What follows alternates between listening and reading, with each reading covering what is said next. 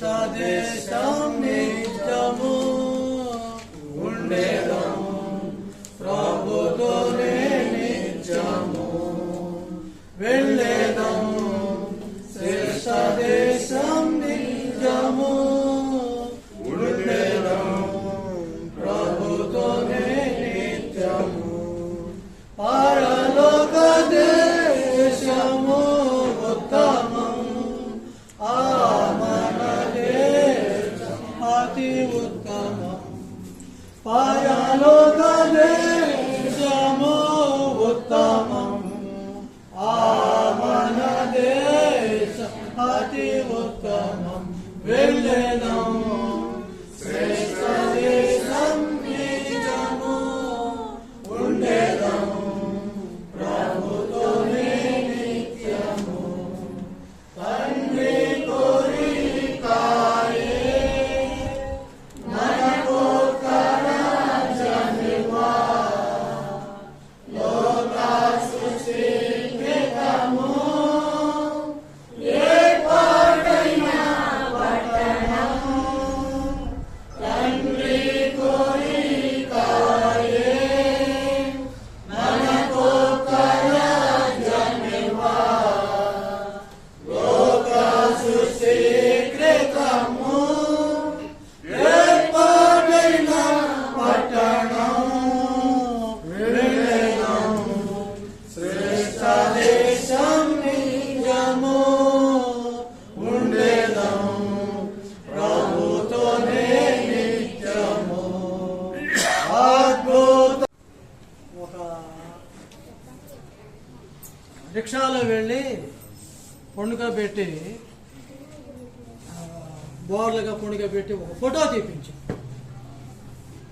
నాకు బాగా ఇప్పుడు కూడా మర్చిపోవాలి మొన్నటిదాకా ఉండాలి ఆ ఫోటో అన్నింటి మరి మరి ఏం చేస్తున్నా కానీ అదే బ్లాక్ అండ్ వైట్ అది పాడైపోయింది ఆ షాలోన మొఖం చెందుతున్నప్పుడు చాలా ఆనందంగా ఉంది. చాలా ఒక మాటలో చెప్పాలంటే షాలోన మంచి సౌందర్యం. ఆ సౌందర్యానికి తగినట్లుగానే మంచి హృదయం కలిగిన ఆ మంచి హృదయం కలిగినటువంటిదే కాకుండా మంచి ప్రేమ కలిగిన వ్యక్తి, మంచి ప్రేమ కలిగిన వ్యక్తే కాకుండా ఈ లక్షణాలన్నీ కూడా తాను నా పేదలను ఆదరించాను, పేదల కొరకై ప్రార్థన చేసినప్పుడు పేదలకు ఆమె ఒక ఎన్నిసార్లు ఎంతమందికి చేతిని అందించిందో మనం చెప్పలేం. ఆ రెండు కూడా అలాంటి వ్యక్తి మన యొక్క మధ్యలో లేకపోవటం నాకు అప్పుడే సంవత్సరం అయిపోయింది అన్నట్లు ఆశ్చర్యం కలిగింది. అసలు అప్పుడే సంవత్సరం అయిపోయింది అన్నట్లుగా ఉన్నది. మన ఈ మధ్య కదా మనం షారోనాని ఆ రీతిగా తీసుకుని వెళ్ళి ఆ సమాధిలో పండుకోబెట్టింది అన్నట్లుగా ఉంది. షారోనా చాలా ఒక రకంగా చెప్పాలంటే యోహాను గారికి ఇచ్చిన సంతానం అంతటిలో షారోనా అందరికంటే అమాయకురాలు, మంచి వ్యక్తి. లోక జ్ఞానం ఉంది, పరలోకపు జ్ఞానం కూడా. రెండు జ్ఞానాలు ఉన్నాయి. నీవే ప్రశ్న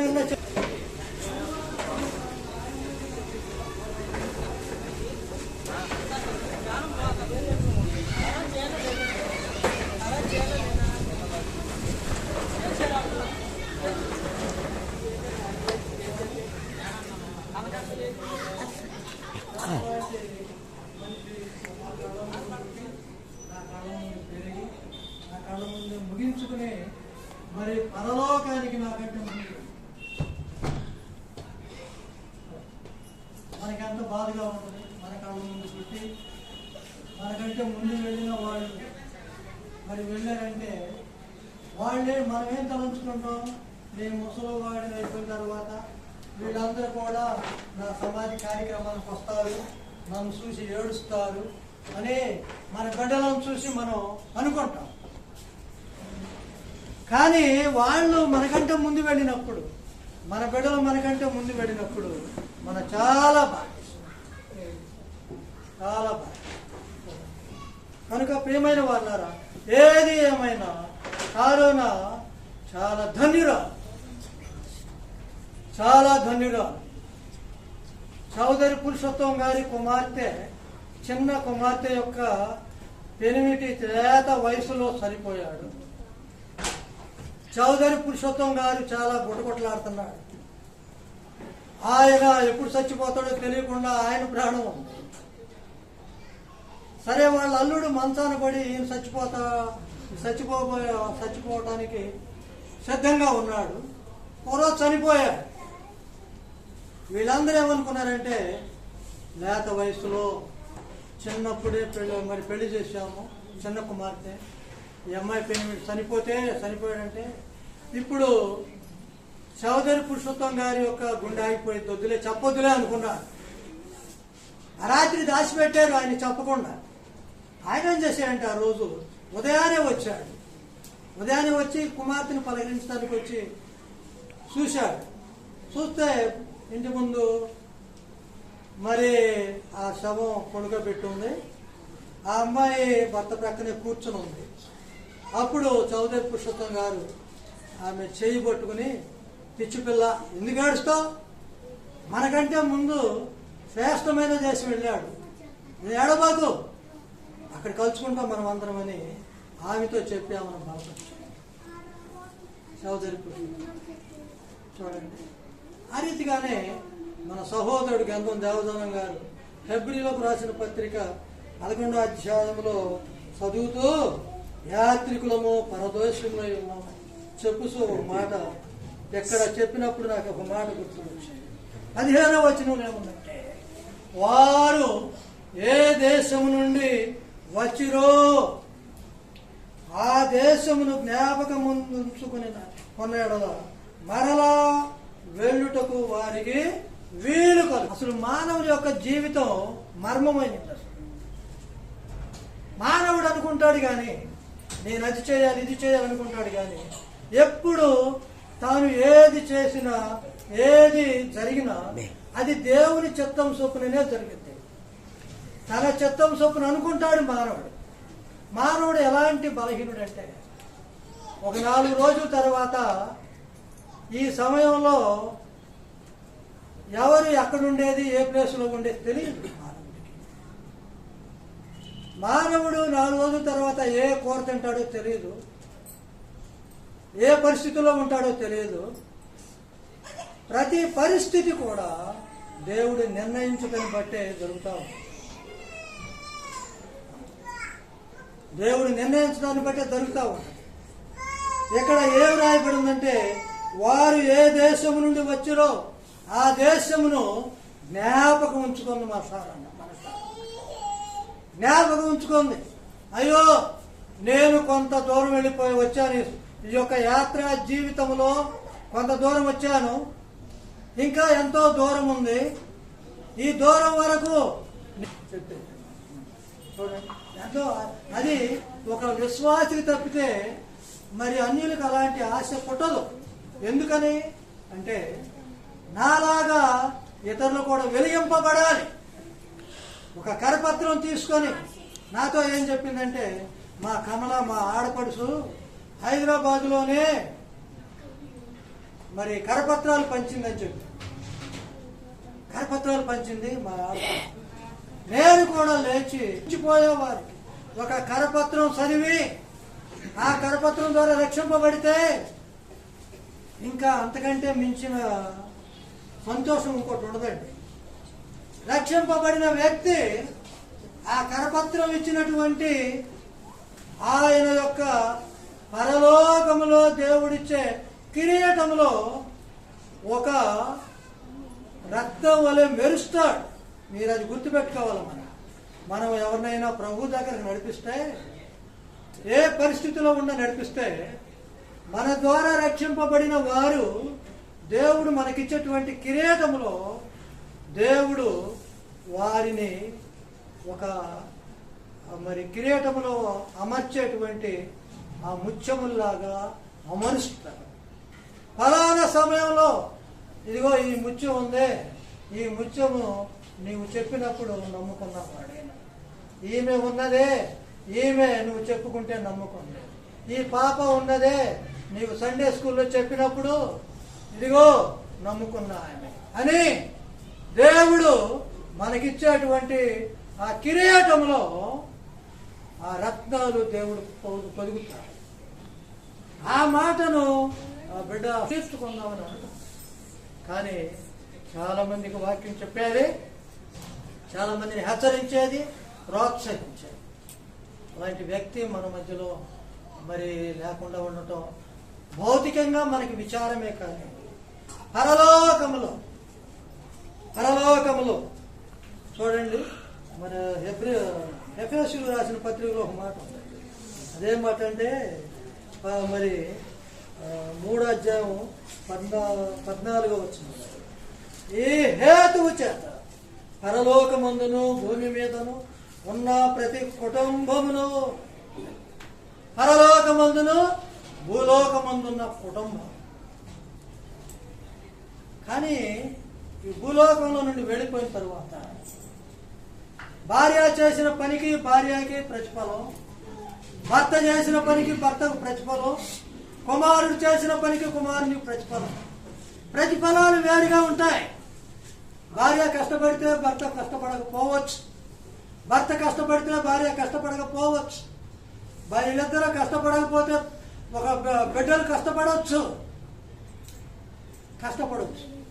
ఒకసారి అమెరికాలో ఆయన ఎప్పుడు కూడా కరపత్రాలు పంచుతూ ఉండేవాడు. ఆ సహోదరుడు ఆ రోజు ఏం చేశాడంటే, వర్షం వచ్చింది. వర్షం వస్తే ఆ వర్షంలో తడిసి ఇంటికి వచ్చేసి ఆ కరపత్రాలు ప్యాంట్ జేబులోకి తీసి అక్కడ పెట్టేసి బట్టలన్నీ విప్పుకొని ఆయన మరి స్నానం చేసి వేడి నీళ్ళతో స్నానం చేసి మళ్ళీ కొత్త బట్టలు వేసుకుని కూర్చున్నాడు. డాడీ ఏంటి నువ్వు ఆపేసావు, నువ్వు ఇచ్చే కరపత్రాలు అంటే వర్షం నేను ఎవరు. వాళ్ళ కుమారుడు ఏం చేశాడంటే ఆ కరపత్రాలు తీసుకుని ఆయన బయలుదేరాడు. వర్షంలోనే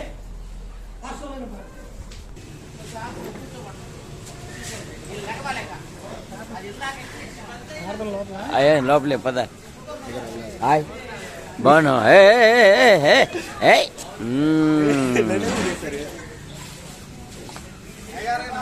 నమస్తే యూత్ అంతా వచ్చేసినారు, గ్యాంగ్ బా. ఓకే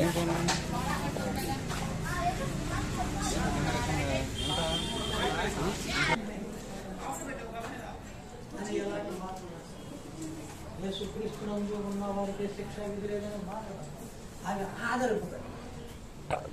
ఆమె విషయం ఏంటంటే ఆ క్షణంలో ఆమె ఆమె జీవితం ముగించుకుందామని ఒక పాయిజన్ బాటిల్ తీసుకొచ్చి ఆమె తాగే గ్లాసులో కలుపుకుని ఆ త్రాగడానికి సిద్ధపడతా ఉంది. ఇక్కడ గేటు మోగింది. చూడండి దేవుని యొక్క ఏర్పాటు. ఆ పిల్లవాడు రావడం, అవి తీసుకోవడం, అదే సమయంలో వెళ్ళడం, ఆ గేటు మోగడం, ఇప్పుడెవరో వచ్చింది అని ఆ పాయిజన్ కలిపినటువంటి ఆ యొక్క గ్లాస్ అక్కడ పెట్టేసి ఆఖరిసరికి వెళ్ళి చూద్దామని చెప్పని వచ్చింది. చూస్తే ఒక బాలుడు, ఒక చిన్న పిల్లవాడు ఒక కరపత్రాన్ని దేవుని మాటలను అందించినప్పుడు ఆ మాటలతో ఆదరింపబడి దాన్ని విరమించుకొని ఆ గ్లాసులో పారబోసి ఆమె రక్షణ. ప్రియమైన వాళ్ళారా, దేవుని యొక్క వాక్యం అది ఖడ్గం. అది 2 అంచులు కలిగిన ఖడ్గం. ఆ ఖడ్గము ఎవరిని ఎప్పుడు మరి వారి హృదయాలలో దూరిద్దో, ఎలా దూరిద్దో కూడా మనకు తెలియదు. ఎవరి ద్వారా కూడా వెళితే మనకు తెలియదు. కనుక పరలోకంలో భూమి మీదను ఉన్న కుటుంబము, అదే సమయంలో పరలోకంలో కూడా కుటుంబం అనేటువంటి సభ్యులు, ఆ సభ్యులను మనం కలుసుకున్నప్పుడు నేను చెప్పాను కదా, వారి ఫలితాలు వేరువేరుగా ఉంటాయి. పరలోకం అంతా ఒకటిగానే ఉంటుంది, కానీ ఫలితాలు వేరుగా ఉంటాయి. వారు నివసించే నివాసములు వేరుగా ఉంటాయి. ఎక్కడ మంచిగా ప్రార్థనకి వెళ్ళే వాళ్ళు పరలోకం రాకపోవచ్చు. ప్రార్థనకి వెళ్ళే వాళ్ళు ఇక్కడ మంచిగా ప్రార్థనకి వెళ్ళే పరలోకం రాకపోవచ్చు. ప్రార్థనకి వెళ్ళని వాళ్ళు పరలోకం రావచ్చు. పరలోకంలో అలాంటి తారతమ్యాలు కూడా కనబడతాయి. తారతమ్యాలు కూడా కనబడతాయి. ఈ యొక్క కుటుంబము వెళ్ళగానే పరలోకం భూలోకంలో నుండి ఒక ఆత్మ పరలోకం వెళ్ళగానే ప్రభువుని చూసి సంతోషిస్తారు. అక్కడికి వెళ్ళిన తర్వాత ప్రియులారా, మన ప్రక్కమ్మటే ఉన్న మన తండ్రిని కానీ భార్యని కానీ బిడ్డలు కానీ చూడటానికి మనం ఇష్టపడమండి. ఇష్టపడము మనం. మన మధ్యలో ఇప్పుడు పరిశుద్ధులందరి మధ్యలో ప్రభు ఉంటారు. ఆ ప్రభువుని చూడటంలోనే మనకు అసలు ఆ పరలోకంలో ఉన్న వాళ్ళందరూ మనకు తెలిసిపోతారు. ఎప్పుడో మొట్టమొదటి మరి సృష్టింపబడిన ఆదాం గారు, మరి అబ్రహాం గారు, యాకోబు, వీళ్ళందరూ కూడా వాళ్ళు ఎవరో వాళ్ళ పేర్లు చెప్పకుండానే మనకు తెలిసిపోతాయి. అది ఎంత మర్మమో, ఎంత ఆధిక్యతో చూడండి. ఇక్కడ తెలియదు మనకి. ఒక ఊరు వెళితే వాళ్ళ పేర్లు ఏంటో తెలియదు, కానీ పరలోకం అనే రాజ్యం పేర్లన్నీ తెలియబడతాయి. ఇప్పుడు మన షారోన యోహాన్ గారి ప్రక్కన, రాజబాయక్క గారి ప్రక్కన కూర్చొని వాళ్ళ యొక్క మరి మేనమావం గారి బంధువుల ప్రక్కన కూర్చొని వాళ్ళతో పాటు సంతోషిస్తా ఉన్నప్పుడు అది ఎంత ఆధిక్యత చెప్పండి. ఈ భూలోకంలో ఉన్నప్పుడు కొన్ని బాధలు చివరిలో పడింది. ఆ బాధలన్నీ విదిలించుకొని ఆ దేశం వెళ్ళినప్పుడు, సంతోషకరమైన దేశం వెళ్ళినప్పుడు అది ఎంత సంతోషంగా ఉండవచ్చు. పరలోకములో ఆ కుటుంబము, యోహాను గారి కుటుంబము భూలోకంలోనూ పరలోకంలోనూ ఒక కుటుంబముగా ఈ యొక్క ఆధిక్యత అందరూ సంపాదించుకోవాలి. భూలోకంలో కుటుంబమై ఉన్నవారు పరలోకంలో అందరు రాకపోతే, ఆ కుటుంబ సభ్యులందరూ రాకపోతే తల్లిదండ్రులకి ఎంత బాధ, స్నేహితులకి ఎంత బాధ, బంధువులకి ఎంత బాధ. కానీ ప్రతి ఒక్కరూ ఇదిగో మరి ఆ పరలోకంలో తాను సంపాదించుకోవాలనేది మన యొక్క ఆశ. ఇందాక సహోదరుడు చెప్పుసు ఇందాక ఒక మాట చెప్పాడు. యోహాను సువార్త 5వ అధ్యాయము 24 కాకుండా 28, 29 ఇప్పుడు నేను చెప్తున్నా.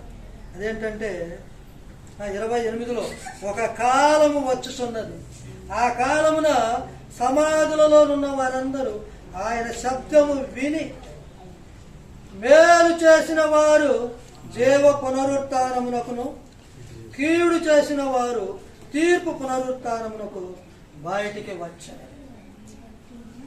ఇక్కడ 2 పునరుత్థానములు ఉన్నవి. ఈ 2 పునరుత్థానాలు ఒకేసారి జరుగుతాయా లేదా? యోహాను ఏనోషు గారు చెప్పండి.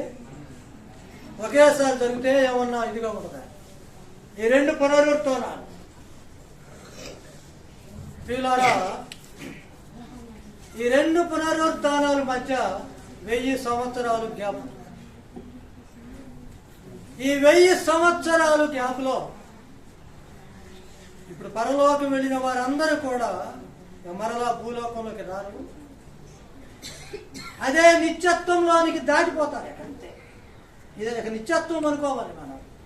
ఈ యొక్క 1000 ఏళ్ల పరిపాలన తర్వాత నిత్యత్వం వాస్తవమే, కానీ మరలా భూలోకంలోనికి మనం రాము. ఇక నిత్యత్వంలో ప్రవేశించిన తరువాత యుగలుగాలు అక్కడ ఉండే ముందు ఈ మొదటి పునరుత్థానంలో యేసుక్రీస్తునందున్న వారికి ఏ శిక్షా విధి లేదని అనిపించుకున్న వారందరూ కూడా మొదటి పునరుత్థానంలో పాలుపంపులు పొందుతారు. కీడు చేసిన వారు తీర్పు పునరుత్థానమునకు పొందుతారు. మత్తయి సువార్త 25వ అధ్యాయం. గొల్లవాడు గొర్రెలను పోగు చేసినట్లుగా, ఇందాక మన సహోదరుడు చెప్పినట్లుగా ప్రకటన గ్రంథం 20:12లో వచ్చినప్పుడు అక్కడ ఏం జరిగిద్దంటే అక్కడ పరిశుద్ధులు ఉండరు. అక్కడ పరిశుద్ధులు ఉండరు. అక్కడ ఏం రాయబడిందంటే చూడండి, ప్రకటన గ్రంథంలో ఏం రాయబడిందంటే చూడండి. ప్రకటన గ్రంథంలో ఆ చివరి మాట చూడండి ఏముందంటే మరి 13వ వచనం, సముద్రము తనలో ఉన్న మృతులను అప్పగించు, మరణమును పాతాళ లోకమును వాటి వశమునున్న మృతులను అప్పగించాడు, వారిలో ప్రతి వాడు తన క్రియల చొప్పున తీర్పు పొందెను. మరణమును మృతుల లోకమును అగ్నిగుండములో వేయబడెను. ఈ అగ్నిగుండము రెండవ మరణము. చూడండి ప్రియమైన వారులారా, ఈ రెండవ తీర్పు పునరుత్థానం ఇదే. ఈ రెండు పునరుత్థానాలకు 1000 సంవత్సరములు జ్ఞాపకం. ఈ 1000 సంవత్సరాలు పరిశుద్ధులందరూ కూడా ఏం చేస్తారంటే ప్రభువుతో ఉండి సంతోషిస్తారు. 1000 ఏళ్ల పరిపాలన. 1000 ఏళ్ల పరిపాలన అనంతరం మనం ఏం చేస్తామంటే నిత్యత్వంలో ప్రవేశిస్తాం. ఇదంతా చాలా చాలా భాగాలు ఉన్నాయి చెప్పాలంటే ఇప్పుడు సమయం. చూడండి ఇక్కడ ఏం చెప్తున్నానంటే, ఇక్కడ ఏం రాయబడిందంటే, సముద్రము తనలో ఉన్న మృతులను అప్పగించింది, మరణమును పాతాళ లోకమును వాటి వశమునున్న మృతులను అప్పగిస్తారు. సముద్రం ఆ రోజున సముద్రం ఏం చేస్తుందంటే, అయ్యా దేవా, ఇదిగో తీర్పు తీర్చబోయే క్రీస్తు యేసు ప్రభువా, నా గర్భంలో ఎంతమంది ఉన్నారు, వీళ్ళ తీర్పు తీర్చని సముద్రం అప్పగించిందండి.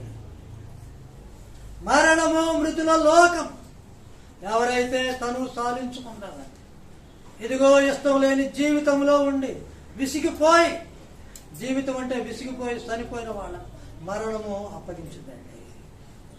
మృతుల లోకము, ఆ మృతుల లోకము మరి దేవునికి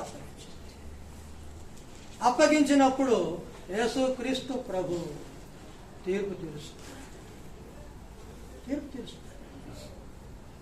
ఆ తీర్పులో ప్రియమైన వారులారా, ఎక్కడ ఉన్న వారు ఎవరు ఉండకూడదనే దేవుని ఆశ.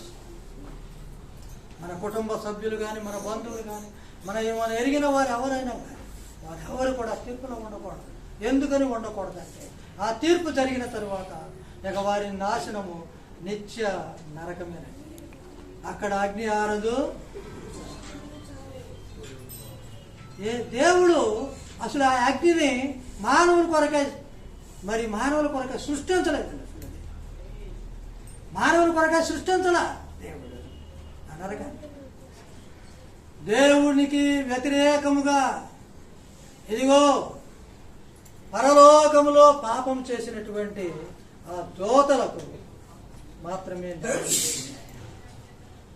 ఆ వ్యతిరేకులైనటువంటి దోతల మాటలు విని ఈనాడు ఎవరైతే దేవుడి అంటే ఇష్టం లేకుండా జీవిస్తున్నారో, దేవుడు చెప్పినట్టు మరి ఉండటం లేదు, వాళ్ళ కొరకై దేవుడు వారిని కూడా దానికి అప్పగిస్తాడు. కానీ దేవునికి మాత్రం ఏ మానవుడు మరి నరకానికి వాటి ఇష్టం లేదు.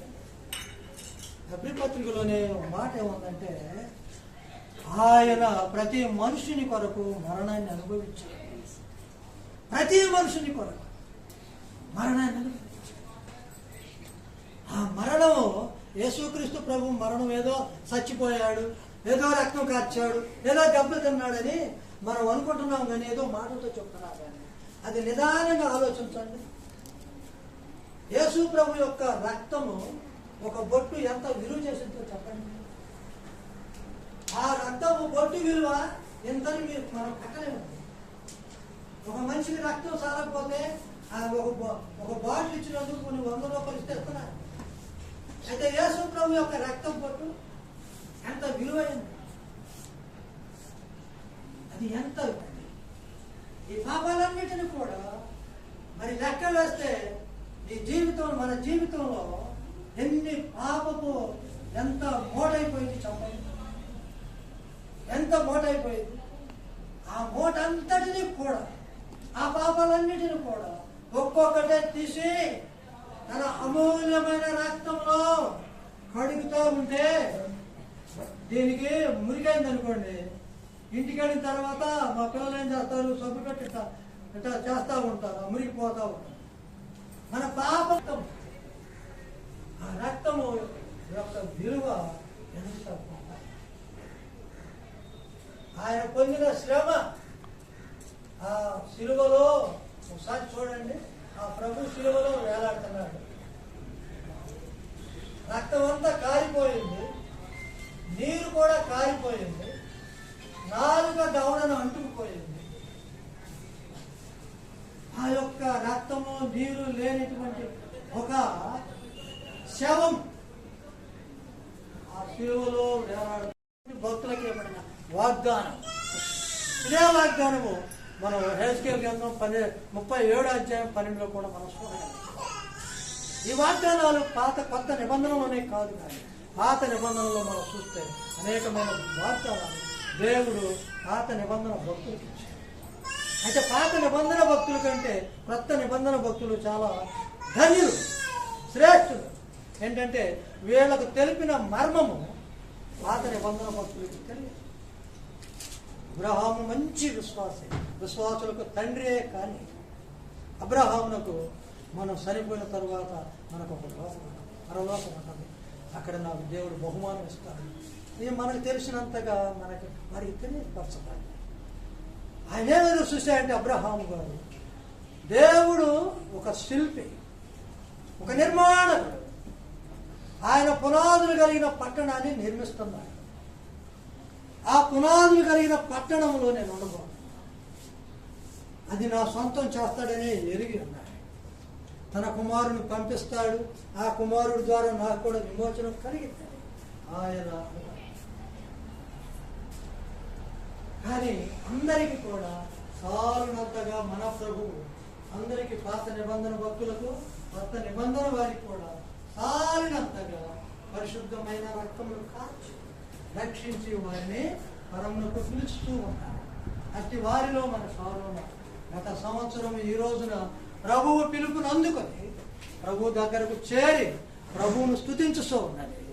ఆమె ధన్యురా, ఆమె ధన్యురా.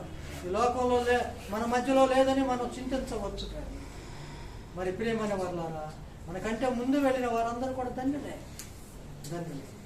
చివరిగా ఏంటంటే, నేను వెళ్ళినప్పుడు అక్కడికి వెళ్ళి షారోనాను పలకరించినప్పుడు కొన్నిసార్లు నాకుతో కూడా ఏం చెప్పిందంటే, నా బిడ్డల కోసం ప్రార్థన చేయాలి. మా అమ్మాయి, పెద్ద అమ్మాయి ఇదిగో కెనడా దేశంలో ఉంది. అమ్మాయి అక్కడ ప్రభువు నమ్ముకోవాలి,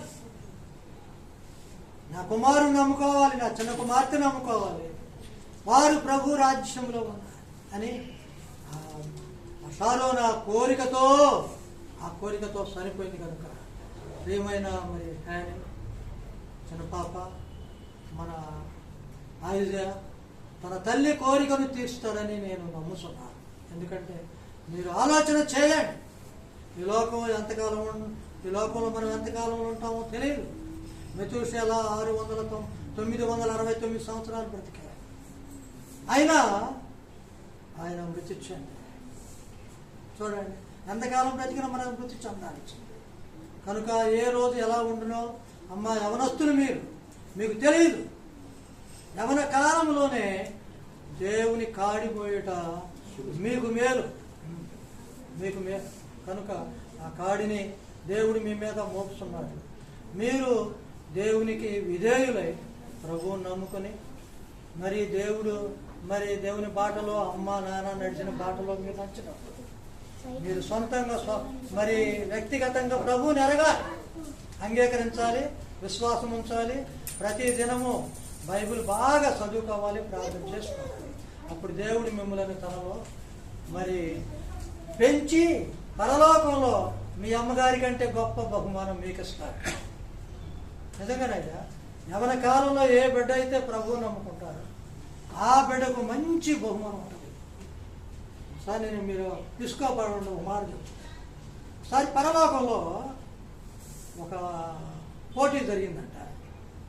అంటే ఒక ఆయన ఊహించి చెప్పాడు అది, ఎందుకంటే ఇక్కడ సరిపోయిందని చెప్తాను.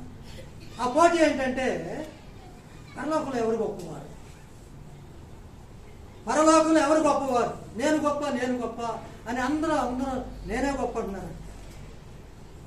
ఒక ముసలాయన వచ్చి, రే మీరేం గొప్ప, నేను చిన్నప్పటి నుంచి అబద్ధాలాడే, బూతు మాట్లాడినా అన్నీ చేశా. చచ్చిపోయేటప్పుడు కూడా మరి నేను పొద్దున్న పూట పాపం చేశాను, మధ్యాహ్నం చచ్చిపోయి అంగీకరించి సాయంత్రం చచ్చిపోయాను. నేను గొప్పరా, దేవుడు నాకు ఇచ్చాడు పరలోకం అంట. అందరూ నీకంటే నేను అంతే అంటున్నాను. అక్కడ ఒక యవనస్తుడు ఉన్నాడు, చిన్న బాలుడు. ఆ బాలుడు చూసిన తర్వాత ఆ బాలుడు నువ్వేమంటావు అబ్బాయి, మాకంటే అందరికి చిన్నవాడిగా నువ్వేమంటావు. ఆయన ఏం చెప్పాడంటే, నేను 12 సంవత్సరాలప్పుడు ప్రభువుని నమ్ముకున్నాను. ప్రభు పైన ఆధారపడితే ప్రభు నాకు లోకం వైపు చూడకుండా తన శక్తిని, తన బలాన్ని నాకిచ్చి నేను పరలోకం వచ్చేదాకా నన్ను నడిపించాడు అని తన సాక్ష్యం చెప్పాడు. అప్పుడు పరలోకంలో ఉన్న వాళ్ళందరూ కూడా ఈయనకే ఓట్లు వేసారు, ఈ యవనస్తుడికే ఓట్లు వేసారు. ఈ అబ్బాయి గొప్పడయ్యా అందరికంటే, మనందరికంటే. ప్రభు నమ్ముకున్న తర్వాత వెనుతిరిగిన వాళ్ళు చాలా మంది ఉన్నారు. కానీ మరి ఈ అబ్బాయి సాక్ష్యాన్ని బట్టి నేను దేవుడి వల్ల, దేవుడి మీద ఆధారపడినందువల్ల, దేవుని చేత నడిపించబడి నా శోధనలు వచ్చినాయి, ఆ శోధనలో కూడా దేవుడు తప్పించాడు. బాధలు వచ్చినాయి, బాధల్లో కూడా తప్పించాడు. అనేక విషయాల్లో నన్ను దేవుడు తప్పించి ఈ పరలోకం తీసుకొచ్చాడు. నేను అర్హుని కాదు కానీ దేవుడు అర్హులుగా చేశాడని ఆ బిడ్డ చెప్పినప్పుడు పరలోకంలో ఉన్న వాళ్ళందరూ కూడా మౌనులైపోయారు. అలాగనే మీరు యవనస్తులు కనుక నేను చెప్పేది ఏంటంటే, మీకు చేతులెత్తి వందనాలు చెప్తున్నా, దండాలు కడతాను. మీ తల్లి కోరికను తెలుసు. వచ్చిన ప్రార్థన చేసుకున్నాను. ప్రేమ గల తండ్రి, పరిశుద్ధుడు ఒక దేవ, నీ ప్రేమ కొరకై వందనాలు, స్తుతులు, స్తోత్రములు చెల్లించుకుంటున్నాము. ఎందుకనగా మీరు మమ్ములను సజీవుల లెక్కలో ఉంచి ఈ ఉదయ కాలములో నీ సన్నిధిలో చేర్చి, ఇదిగో మా యొక్క ప్రియ బిడ్డ హన్నా, బాను, షారోన గత సంవత్సరము ఈ దినమున మీ పిలుపును అందుకొని ఈ లోకములో ఉన్న శరీర బాధలు విదిలించుకొని మీ వద్దకు వచ్చి విశ్రాంతి పొందుతూ సంతోషించుతూ ఉన్నది. ఆమె యొక్క జ్ఞాపకార్థముగా, ఆ బిడ్డ యొక్క జ్ఞాపకార్థముగా మేము కొన్ని ఆమె చేసిన మంచి పనులు, మంచి మాటలను ఈ లోకములో ఉన్నాము కనుక మేము చెప్పుకొని ఆ బిడ్డలాగా మేము కూడా మరి పరలోకమునకు సిద్ధపడాలని నీ వాక్యముల చేత హెచ్చరింపబడి, ప్రోత్సహింపబడి ఈ రీతిగా మమ్మలను నడిపించినందులకై స్తోత్రములు, వందనములు, స్తుతులు చెల్లించుకొనిస్తున్నాము. ఆ బిడ్డ విడిచిపెట్టి వెళ్ళడం భర్త గారైన శ్రీరామూర్తి గారిని, దేవా పాలు శ్రీరామూర్తి గారిని మీరు ఆదరించండి తండ్రి, ఓదార్చండి. ఆయన చెప్పలేకపోతున్నాడు కానీ తన హృదయంలో ఎంతో బాధ ఉంటుంది, విచారం ఉంటుంది, దిగులు ఉంటుంది. ఆయనను మీరు ఆదరించు సంతోషముగా ఉంచినందులకై మీకు కృతజ్ఞతాస్తుతులు చెల్లించుకుంటున్నాను. ఆయననే కాదు, వారికి ఇచ్చినటువంటి వారిద్దరిని ప్రేమించి ఇచ్చిన 2 కుమార్తెలను బట్టి, కుమారుని బట్టి మీకు వందనములు చెల్లించుకొనిస్తున్నాము. నాయనా, యవనస్తులను నాయనా మీ దారిలో నడిపించండి. ఈ యొక్క మధ్యాహ్న సమయంలో నాయనా ఈ రోజున వారి తల్లిగారి జ్ఞాపకార్థ కూడికలో తన తల్లి తండ్రి యొక్క ఆశలను నెరవేర్చే బిడ్డలు వారి జీవితములను గురించి ఆలోచన చేసుకొని వారి జీవితములను తీర్మానం చేసుకుని మీ దగ్గరకు వచ్చి పాపము క్షమించుమని అడిగి పాప క్షమాపణ, ఆత్మరక్షణ పొంది నీలో ఎదిగి ఫలించినట్లుగా ఆ బిడ్డలకు సహాయం చేద్దాం. ఈ లోకంలో సాతానుడు ఉన్నాడు, సాతాను చేతిలో పడకుండా బిడ్డలను కాపాడండి తండ్రి. ఆ బిడ్డలో యవనస్తులు యవన కాలంలో నీ కాడిమోయుట నరునికి మేలు కనుక ఆ మేలును వారికి ధరింప చేయమని మేము వేడుకొనిస్తున్నాం. ఆ వారే కాదు ప్రభు, మరి అమ్మాయి కమలమ్మ, ఇంకా బంధువులు అందరూ కూడా, అమ్మాయి పద్మ, వాళ్ళందరినీ కూడా ఎంతగానో ప్రేమించే అక్క నాయన వెంకట సుబ్బమ్మ అక్క, వాళ్ళందరూ కూడా మీ దగ్గరే ఉన్నది. మీ యొక్క సన్నిధిలో నాయన వాళ్ళందరూ కూడా సంతోషిస్తూ ఉన్నారు. ఎక్కడ కూర్చున్నా మేమందరం, ఎక్కడ ఉన్నా మేమందరం కూడా ఒక దినము రాబోతున్నది. ఆ దినమున మీరు ప్రత్యక్షమవుతారు. మేము నీతో ఉంటాము. ఆ శుభ దినము కొరకై మమ్ములను సిద్ధపరచండి. మాలో ఉన్నటువంటి లోపములను సరిచేసుకోవడానికి మాకు బుద్ధి, జ్ఞానము, వివేకమును అనుగ్రహించండి. మా యొక్క జీవితంలో ఉన్న పొరపాట్లను సరిచేసుకోవడానికి మాకు మీ యొక్క నడిపింపును, మీ హెచ్చరికలను, మీ ప్రోత్సాహమును మాకు దయచేయండి. ముందు వచ్చిన బిడ్డలందరినీ మీరు ఆశీర్వాదించి దీవించండి. వారి కుటుంబాలు, వారి బంధువులు, ఇంకా ఎవరెవరైతే ప్రభువా నిన్ను నమ్ముకోలేదు వారందరూ నిన్ను నమ్ముకున్నటకు నీ కృపను, నీ దయను, నీ ప్రేమను అనుగ్రహించమని మీరు వేడుకొనుచు మీ యొక్క కృపగలిగిన హస్తములకు మమ్మల్ని అందరిని అప్పగించుకొనుచు.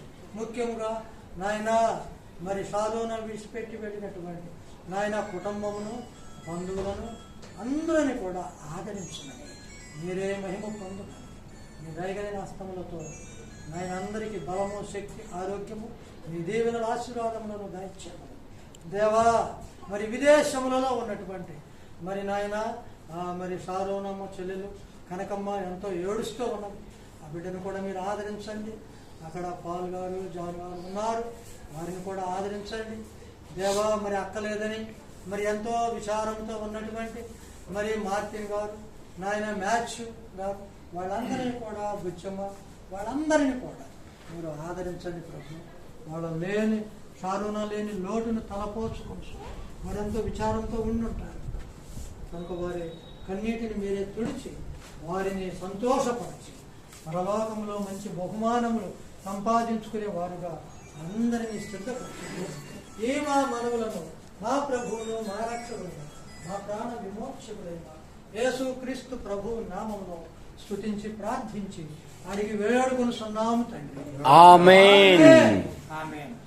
అయ్యా మీకు అందరికి వందనాలు. ఎంతో ఓర్పుతో, సహనంతో చాలా థ్యాంక్స్ అందరూ వచ్చినందుకు. ఎందుకంటే మరి ఎట్టుండదో పరిస్థితి వాతావరణం బాగుంది, దేవుడి దయ వల్ల.